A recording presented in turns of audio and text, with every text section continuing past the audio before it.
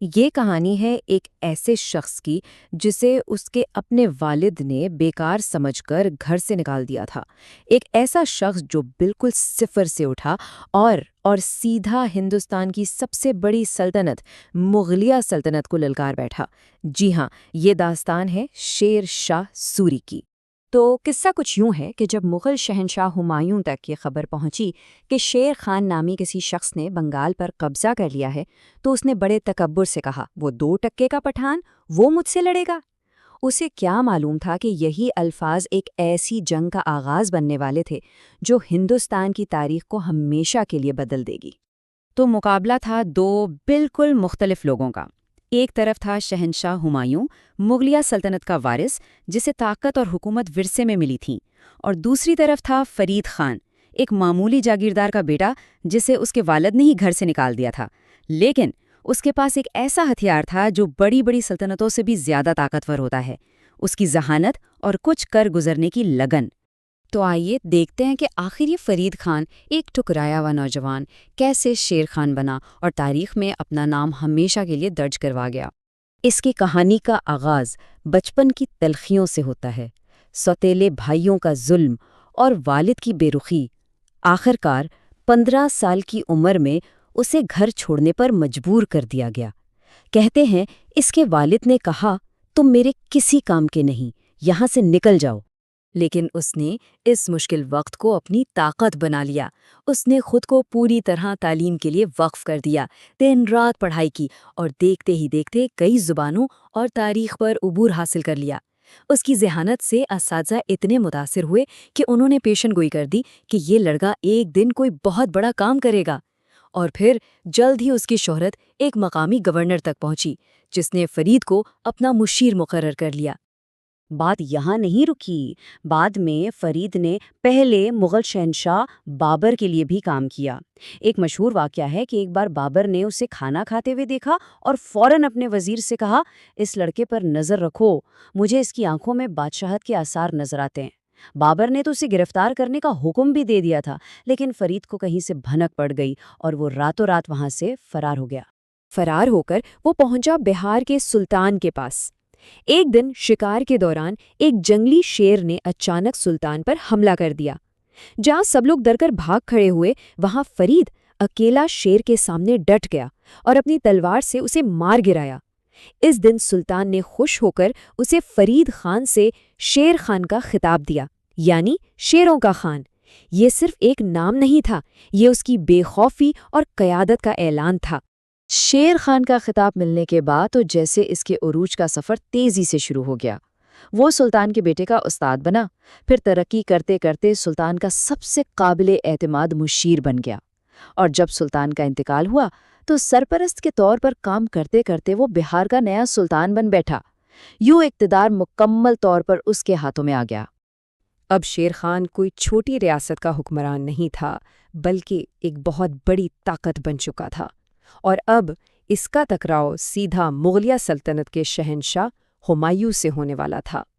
شیر خان نے بہار کے بعد ہندوستان کے سب سے امیر صوبے بنگال کو بھی فتح کر لیا۔ یہ ایک ایسا قدم تھا جس نے اسے براہ راست مغل تخت کے لیے ایک بڑا خطرہ بنا دیا۔ شہنشاہ ہمایوں یہ سن کر غصے سے آگ بگولا ہو گیا اور ایک بہت بڑی فوج لے کر اس کی طرف چل پڑا۔ یہاں شیر خان کی جنگی ذہانت کا کمال دیکھنے میں آتا ہے۔ جب ہمایوں کی وشال فوج پہنچی تو شیر خان نے لڑنے کے بجائے پیچھے ہٹنا شروع کر دیا۔ ایسا لگا جیسے وہ ڈر کر بھاگ گیا ہو۔ ہمایوں نے اسے اپنی بہت بڑی جیت سمجھا اور بنگال پہنچ کر مہینوں تک جشن، افیون اور عیاشی میں ڈوبا رہا۔ لیکن یہ سب ایک چال تھا۔ اسی دوران شیر خان نے خاموشی سے بنگال اور دلی کے بیچ کے تمام راستوں پر قبضہ جما لیا، اور جب ہمایوں کی فوج تھک چکی تھی، راستے بند ہو چکے تھے، تب شیر خان نے صبح سویرے ایک اچانک حملہ کیا، اس وقت جب مغل فوجی گہری نیند سو رہے تھے۔ تو یہ جنگ اصل میں ہمایوں کے تکبر اور شیر خان کے صبر کے درمیان تھی۔ ہمایوں نے اپنے دشمن کو بہت کم سمجھا، جبکہ شیر خان نے ہمایوں کی ہر کمزوری کا گہرا مطالعہ کیا تھا اور پھر انہی کمزوریوں کو اس کے خلاف استعمال کیا۔ نتیجہ تباہ کن تھا۔ ہمایوں کو ایسی شکست ہوئی کہ اسے جان بچا کر ہندوستان سے بھاگنا پڑا۔ وہ فارس چلا گیا اور جلاوطنی کی زندگی گزارنے پر مجبور ہو گیا، اور ہندوستان کا تخت اب شیر خان کے پاس تھا، جو اب شیرشاہ سوری کے نام سے مشہور ہوا۔ لیکن شیرشاہ سوری صرف ایک جنگجو نہیں تھا، وہ ایک بہت بڑا منتظم اور دور اندیش حکمران بھی تھا۔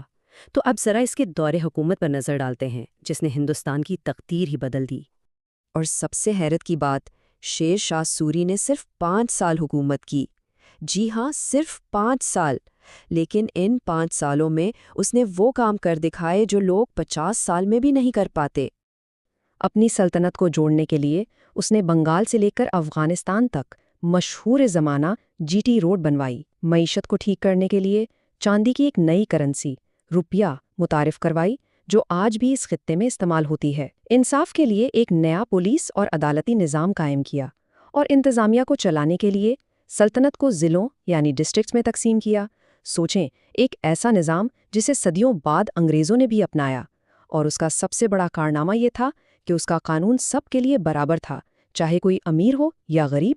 اس کے انصاف اور امن و امان کا تو یہ عالم تھا کہ کہا جاتا ہے کہ اس کے دور میں ایک بوڑھی عورت سونے سے بھری ٹوکری سر پر رکھ کر بنگال سے کابل تک اکیلی سفر کر سکتی تھی، اور کسی چور یا ڈاکو کی ہمت نہیں ہوتی تھی کہ اسے چھو بھی سکے۔